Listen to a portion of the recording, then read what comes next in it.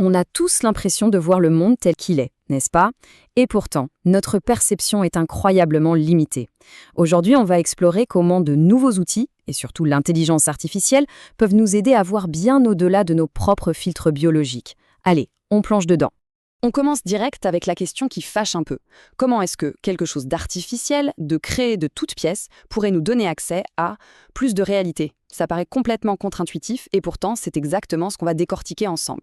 Pour bien comprendre ce paradoxe, il faut d'abord piger un truc sur notre perception.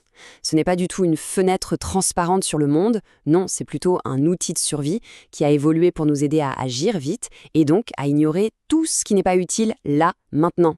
Résultat, la plus grande partie du réel nous échappe en permanence. Alors, comment on a fait historiquement pour essayer de voir au-delà de ses œillères? Eh bien, la première grande méthode, c'est la science. Son but, ce n'est pas de tout voir, mais plutôt de tout expliquer de manière logique. Le geste de base de la science, c'est ça, expliquer. Il s'agit de rendre le monde intelligible, de le traduire dans un langage qu'on peut enfin comprendre et surtout qu'on peut utiliser. Et ce qui est super intéressant, c'est de voir comment elle fait la science. Elle cherche ce qui ne bouge pas, les lois, les constantes, pour pouvoir prédire ce qui va se passer. En expliquant pourquoi la pomme tombe, elle nous donne une certaine maîtrise sur le monde, c'est vrai, mais en même temps, elle ferme un peu la porte à l'idée que, peut-être, la pomme pourrait monter. Donc, voilà le point clé. La science nous offre un monde plus clair, plus stable, prévisible. Elle étend notre compréhension en chassant les incertitudes, ce qui est une façon incroyablement puissante d'élargir notre réalité. Mais la science, ce n'est pas notre seul outil, loin de là. Allez, on passe maintenant à une approche qui est aux antipodes, l'art. Lui, il ne cherche pas à expliquer. Il cherche à nous montrer ce qui se cache juste sous notre nez. Si le geste de la science, c'est d'expliquer, celui de l'art, c'est de révéler. Il met le doigt sur tout ce que nos filtres de survie et nos explications rationnelles ignorent. Une émotion, une nuance, l'intensité d'un simple instant. L'art, lui, il s'intéresse à tout ce que la science laisse de côté. Ce qui bouge, ce qui est éphémère, l'émotion pure, il nous fait ressentir un éclat de lumière, une tension. Et c'est là toute sa force. Il peut même nous montrer ce que la science dirait impossible. Oui, comme cette fameuse pomme qui, tout à coup, monterait vers le ciel. En bref, l'art, ça nous ouvre les sens. Il nous reconnecte à tous ces bouts de réalité que notre cerveau, trop occupé à calculer et à survivre, avait décidé de zapper. Il nous rend sensibles à l'invisible. Bon, on a la science qui explique, l'art qui révèle. Passons au troisième grand outil classique, celui qui ne fonctionne ni avec des expériences, ni avec les sens, mais avec la pensée pure, la philosophie. Le geste de la philo, c'est de rendre le monde pensable. Il ne s'agit pas de le mesurer, ni de le ressentir, mais de construire des cadres, des structures mentales, qui nous permettent de le saisir. En fait, la philosophie, elle nous donne les mots, les concepts pour formuler des choses qu'on vit sans même savoir les nommer. Elle nous aide à attraper des idées abstraites, des trucs que ni nos instruments ni nos sens ne peuvent toucher directement. Sa contribution, c'est donc de structurer notre pensée, tout simplement. Elle nous aide à dessiner une carte de nos expériences, à donner du sens à notre rapport au monde. C'est une véritable expansion de notre univers mental. Science, art, philosophie. 3 outils surpuissants.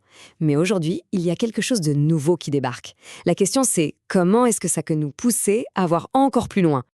Et voilà, le 4e élément, la co-création avec l'intelligence artificielle. Et attention, l'idée n'est pas du tout de remplacer les autres, c'est plutôt de créer des ponts entre eux, de les amplifier d'une façon complètement inédite.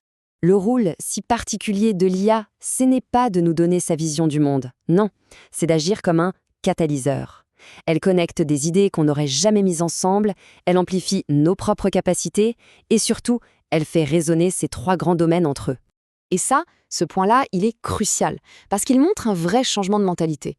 Au lieu de chercher la solution unique, stable, la collaboration avec une IA nous pousse à explorer, à faire germer plein d'idées, à faire proliférer les possibilités. On passe de quelque chose de fixe à quelque chose de vivant. Du coup, qu'est-ce qui se passe quand on met ces 4 approches en dialogue? On ne cherche plus à savoir quelle est la meilleure, on commence à voir comment elles peuvent s'enrichir les unes les autres. Voilà, on a le tableau complet maintenant. Chaque méthode a son geste, sa façon bien à elle d'étendre notre perception.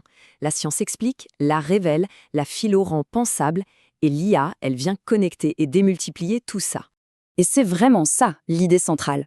La vraie révolution, ce n'est pas de choisir son camp, c'est de faire dialoguer ses perspectives.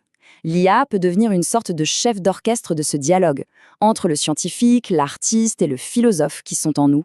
Le résultat de tout ça, c'est une nouvelle façon d'être au monde. Une manière qui n'est plus figée, mais qui est toujours en mouvement. Une approche bien plus riche, bien plus créative de notre propre existence.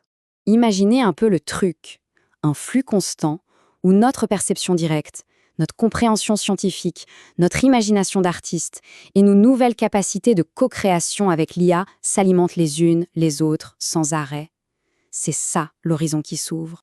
On termine sur cette question qui est complètement ouverte. Plutôt que de subir un futur déjà écrit ou d'essayer de le prédire, cette nouvelle synergie nous invite à le voir comme une matière à modeler, une œuvre à co-créer, ensemble et avec nos nouveaux outils. C'est une perspective assez fascinante, non ?